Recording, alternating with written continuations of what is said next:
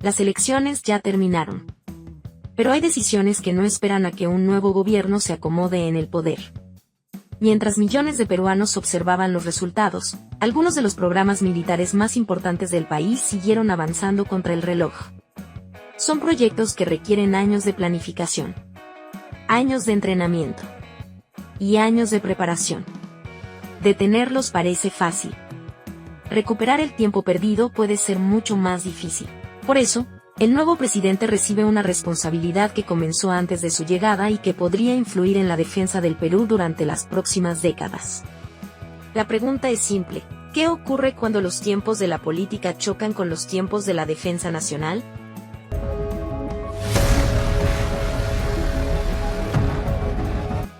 Las elecciones ya terminaron. Pero hay decisiones que no esperan a que un nuevo gobierno se acomode en el poder. Mientras millones de peruanos observaban los resultados, algunos de los programas militares más importantes del país siguieron avanzando contra el reloj. Son proyectos que requieren años de planificación, años de entrenamiento y años de preparación. Detenerlos parece fácil. Recuperar el tiempo perdido puede ser mucho más difícil. Por eso, el nuevo presidente recibe una responsabilidad que comenzó antes de su llegada y que podría influir en la defensa del Perú durante las próximas décadas. Y aquí aparece un detalle que pocas veces ocupa los titulares.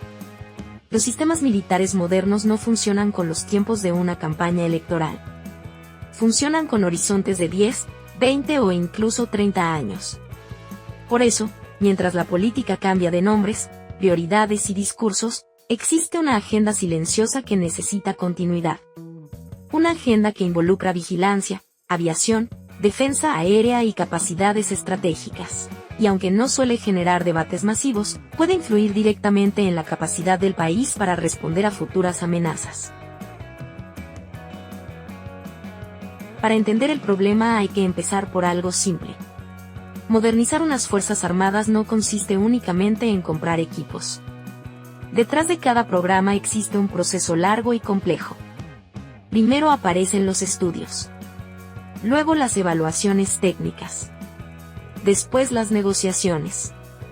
Más adelante llegan los contratos, la capacitación y la construcción de infraestructura. Todo esto puede tomar varios años. En algunos casos incluso más de una década. Por eso, cuando se habla de programas estratégicos, no se habla solamente de una decisión de gobierno. Se habla de proyectos que atraviesan distintos periodos presidenciales. Y este detalle es importante. Cuando un programa se detiene durante demasiado tiempo, no solamente se retrasa una compra. También se retrasan entrenamientos, planes operativos y procesos de preparación institucional. En otras palabras, el reloj sigue avanzando incluso cuando las decisiones se congelan. La defensa nacional no puede ponerse completamente en pausa mientras cambian las autoridades. Por supuesto, cualquier nuevo gobierno tiene derecho a revisar proyectos y evaluar prioridades. Eso forma parte del funcionamiento normal de una democracia. Pero existe una diferencia entre revisar y reiniciar. Porque cada reinicio puede significar años adicionales de espera. Y en temas militares, los años tienen un valor enorme. Cuando se habla de modernización militar, muchas personas imaginan únicamente aviones o barcos. La realidad es mucho más amplia. Por ejemplo, la aviación de combate representa solamente una parte del desafío. También existen sistemas de vigilancia aérea que permiten detectar actividades a grandes distancias. Existen capacidades de defensa antiaérea destinadas a proteger infraestructuras críticas. Existen plataformas navales encargadas de ampliar la presencia del Estado en espacios marítimos. Y además existen sistemas de comando y control que permiten coordinar toda esa información. Pero aquí está el punto clave. Ninguno de estos elementos funciona de manera aislada.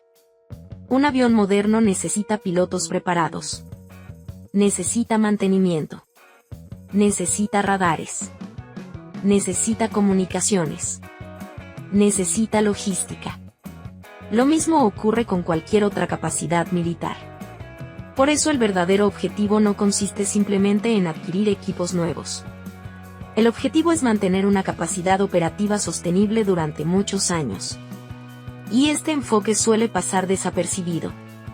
La opinión pública observa la compra visible. Las instituciones militares observan todo lo que debe funcionar detrás, porque un sistema que no puede sostenerse en el tiempo termina perdiendo gran parte de su valor.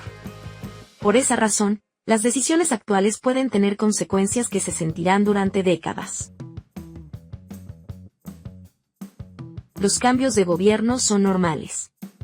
Las revisiones también. Sin embargo, desde una perspectiva operativa existe un riesgo que merece atención. Cada nueva administración suele llegar con nuevas prioridades. Eso puede generar auditorías, evaluaciones o modificaciones de proyectos existentes. Y muchas veces esas revisiones son necesarias. Pero cuando los procesos se extienden demasiado, aparecen efectos secundarios. El primero es la incertidumbre. Las instituciones dejan de saber exactamente qué capacidades estarán disponibles en el futuro. El segundo es la pérdida de tiempo.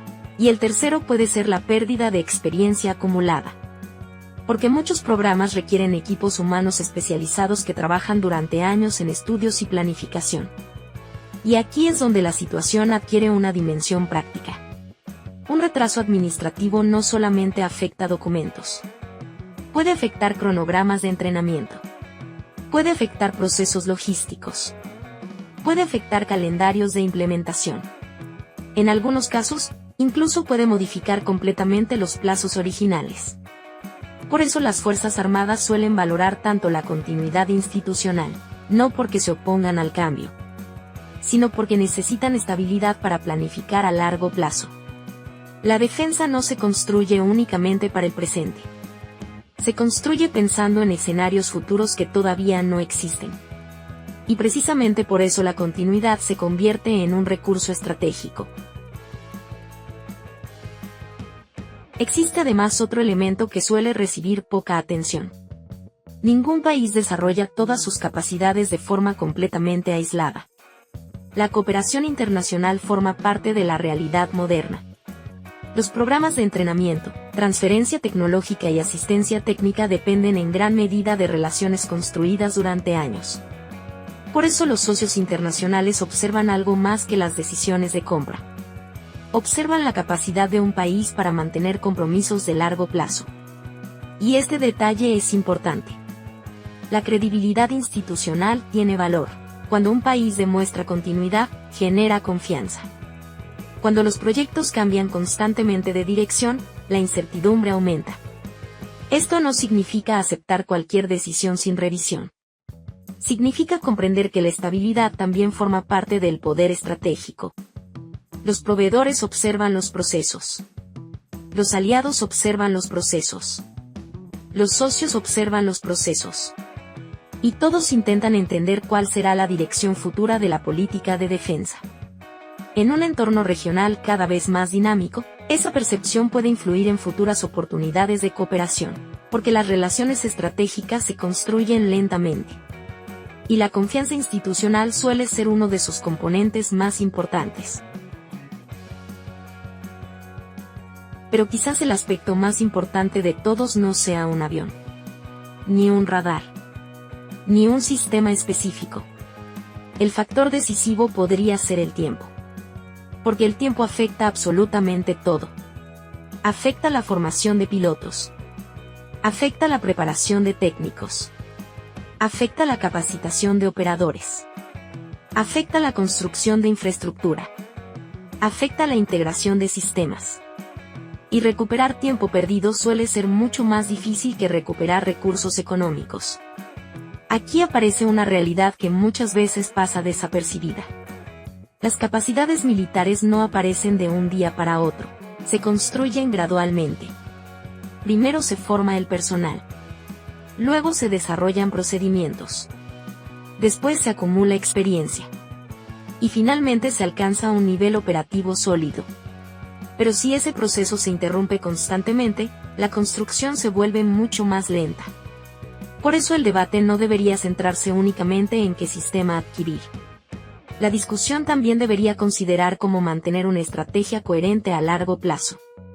Porque la defensa moderna depende cada vez más de personas capacitadas, redes de información y planificación sostenida. Y todos esos elementos requieren tiempo, mucho tiempo. Las elecciones presidenciales ya quedaron atrás. El Perú inicia una nueva etapa política. Y como ocurre en toda democracia, llegarán nuevas prioridades, nuevos equipos y nuevas decisiones. Sin embargo, existe un ámbito donde la continuidad puede ser tan importante como el cambio. La defensa nacional. Porque las capacidades estratégicas no se construyen en un solo gobierno. Tampoco se completan en un único periodo presidencial. Son proyectos que atraviesan administraciones, generaciones de militares y múltiples etapas de desarrollo. Por eso el verdadero desafío para el nuevo presidente no consiste solamente en decidir qué hacer hoy. Consiste también en comprender qué consecuencias tendrán esas decisiones dentro de 10 o 20 años.